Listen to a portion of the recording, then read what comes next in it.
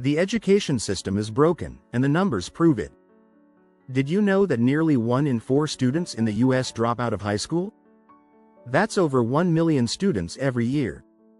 And in many countries, students are falling behind in subjects like math and reading. The problem? Our education system hasn't changed much in decades. But here's the shocking truth. We don't have to accept this. There's a way forward, a path that could transform education into something better for everyone. The future of education isn't just about teaching students to memorize facts, it's about preparing them for the real world. In this video, we'll explore what it really takes to fix the education system. From rethinking the curriculum to empowering teachers and students, we'll dive into fresh, bold strategies that can make a real difference. So, if you're ready to challenge the old ways and discover how we can lead the charge in education reform, keep watching. Chapter 1. The Power of Rethinking Curriculum. Moving beyond one-size-fits-all, imagine a world where every student has the chance to learn in a way that suits them best. Right now, our education system tends to fit all students into the same mold. But research tells us that the one-size-fits-all approach doesn't work. In fact, studies show that students learn in vastly different ways. According to the National Center for Learning Disabilities, 1 in 5 students in the US has a learning disability. That's 20% of students who need more tailored educational methods. To truly fix the education system, we need to start with the curriculum. Leaders should focus on creating learning environments that adapt to the needs of individual students. A flexible curriculum can boost engagement and help students perform better. A study by the Brookings Institution found that personalized learning can increase student achievement by 30%. When students feel the content is relevant to them, they're more motivated to engage. Teachers should also have the freedom to adjust lesson plans based on student progress, not just rigid guidelines. For example, project-based learning can help students apply what they learn in real-world situations. By moving away from standardized tests as the only measure of success, we empower teachers to explore creative ways to assess student progress. Think about it. We're training future leaders, innovators, and problem solvers. Shouldn't their education reflect that? Imagine students being able to choose projects that interest them, or collaborating on solutions to real-life problems. Leaders in education must promote this level of flexibility, offering students opportunities to take ownership of their learning. In Finland, for example, teachers have more autonomy in how they teach. This approach contributes to Finland's consistently high ranking in global education studies. If we shift toward a curriculum that values individuality, students will thrive. It's not just about improving grades, it's about helping students become critical thinkers and lifelong learners. Rethinking the curriculum is one of the first steps to fixing our education system. Let's give students the opportunity to learn in a way that works for them. Chapter 2. Leadership in the Classroom. Teachers as coaches, not just instructors. Now, let's talk about the role of the teacher. Traditionally, teachers have been seen as the sage on the stage, dispensing knowledge from the front of the room. But this approach is outdated. Teachers can be far more effective when they act as coaches, guiding students through challenges instead of simply delivering information. Think about the best leaders you know. What do? They inspire, guide, and support. This is exactly what we need from teachers. Research from the Bill and Melinda Gates Foundation shows that teacher-student relationships are the most important factor in student success. The study found that teachers who engage students emotionally and intellectually help them perform better in school. When teachers take on the role of a coach, they encourage students to solve problems independently. They ask questions that spark curiosity and guide students toward finding answers. Instead of memorizing facts, students learn how to think critically and apply their knowledge to solve real-world problems. This shift could revolutionize the classroom. Furthermore, leaders need to invest in teacher development. A study by McKinsey & Company showed that improving teacher effectiveness can lead to a 10–15% increase in student achievement. This means that supporting teachers with ongoing training in coaching and leadership skills is just as crucial as updating the curriculum. Teachers who feel supported and empowered are more likely to inspire their students.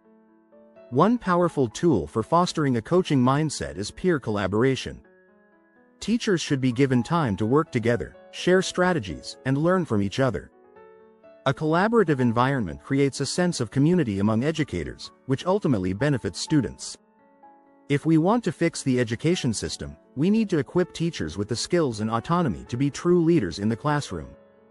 Leaders in education should focus on professional development that encourages coaching, mentorship, and student-centered teaching practices. Chapter 3. Student Empowerment. Teaching them to lead, not just follow. Empowering students is the key to unlocking their potential.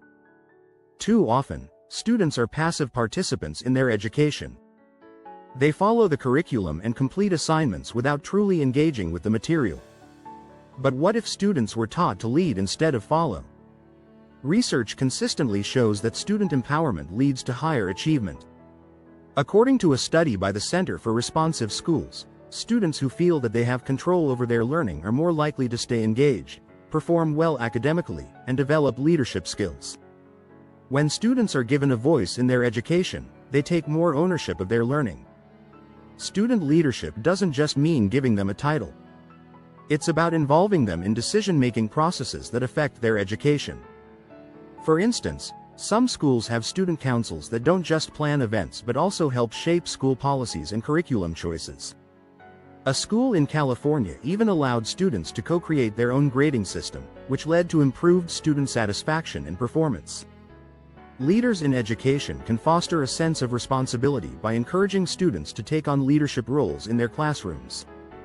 This could mean leading group discussions, teaching peers, or even organizing school-wide events. A report from the National Association of Student Councils found that students who take leadership roles in school feel more confident and capable in their future careers. It's not just about school clubs or leadership titles. Empowering students means teaching them to make decisions, solve problems, and communicate effectively. These skills are crucial for success in the real world. By encouraging students to take on leadership tasks early, we're helping them develop the qualities needed for future success.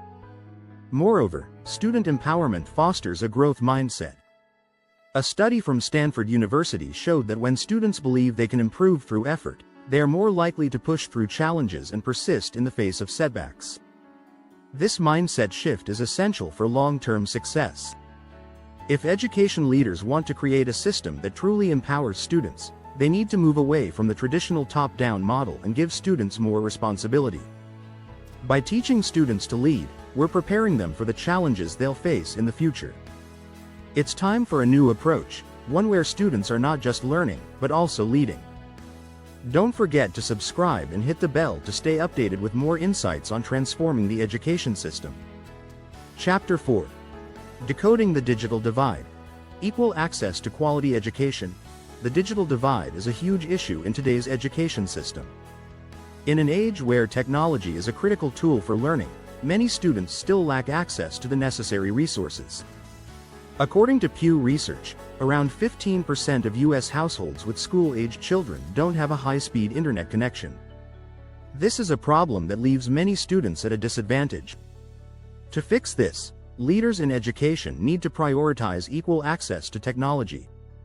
The World Economic Forum states that digital skills are now as essential as basic literacy and numeracy, yet millions of students around the world lack the devices and internet connections they need to succeed. This creates an uneven playing field. One strategy is to implement community-based programs that provide students with access to technology. Schools can partner with local governments and businesses to offer devices and free Wi-Fi in underserved areas. A pilot program in a rural area in Kentucky showed that when students were given access to laptops and Wi-Fi, their engagement and test scores improved dramatically. Another idea is creating hybrid learning models. Hybrid learning blends in-person instruction with online learning, making it easier for students to access resources outside of the classroom. According to a study by McKinsey & Company, hybrid learning can lead to a 15–20% increase in student performance when done correctly. By using technology to complement traditional teaching methods, we can make education more flexible and accessible to everyone. Teachers also need support in integrating technology into their lessons. The Bill and Melinda Gates Foundation found that teachers who received adequate training in technology were 30% more likely to improve student outcomes. This means that professional development for educators should include training on how to effectively use digital tools to enhance learning. Leaders must also push for policies that ensure every student has access to the internet at home. If students are expected to complete assignments online, they need reliable access, not just during school hours. By closing the digital divide, we open doors to equal educational opportunities for all students, no matter their background. Chapter 5. From rote learning to real-world skills. Making education relevant again. Education should prepare students for the real world.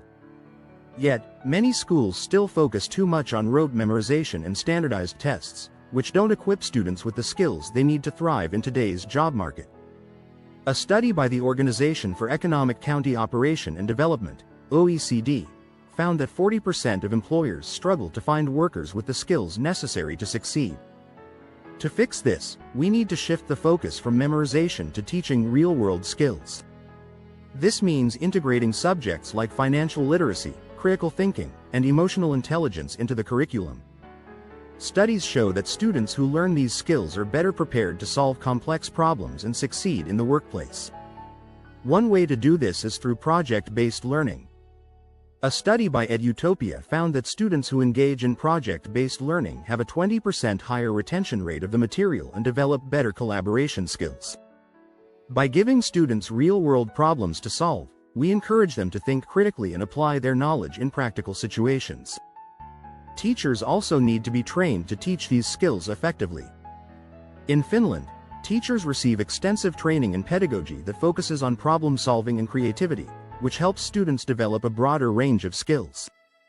By providing teachers with the tools to teach these essential skills, we can prepare students for success in any field.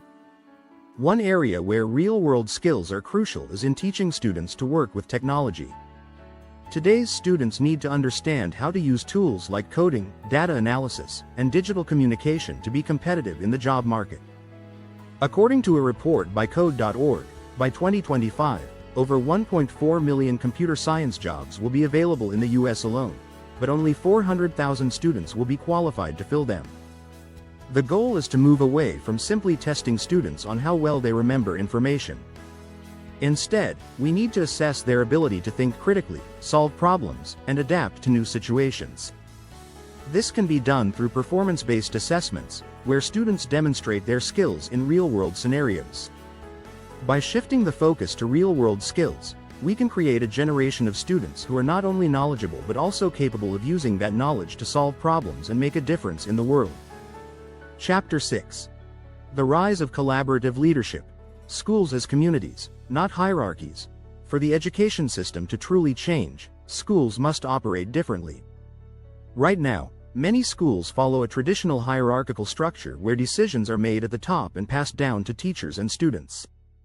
But what if schools were organized more like communities, with everyone, teachers, students, parents, and administrators, working together to make decisions? This approach, known as collaborative leadership, has been shown to improve outcomes for both students and teachers. A report by the Wallace Foundation found that schools with strong collaborative leadership see higher student achievement, lower teacher turnover, and stronger school culture. The idea is that when everyone works together, they create a more supportive and effective learning environment. In collaborative schools, decision-making is shared. Teachers are involved in shaping the curriculum and school policies, rather than simply following directives from above. This empowers teachers to take ownership of their work, which leads to higher job satisfaction and better results for students.